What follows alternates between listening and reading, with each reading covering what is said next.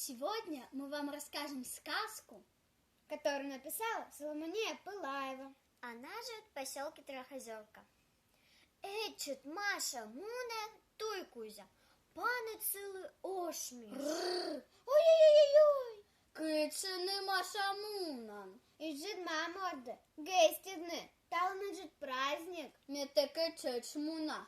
Ну, Энес, мунам. Пирісний їджит маморда, Маша і шуе. Иджит мам. Мий, Нет або, эт нам, ош мишка длокты. но медим, пуксі пизансая, праздникузя гестісен лоанит. А пизан вилин мисем набу. Пірек шаньгаїт. Череняник, кампет. Пітяне. Весік сакара суктем єв. Маша эти шаньга эзнаудит чойны, а ошмиш стався пизен вилин ректус аслась пашки дорушкая.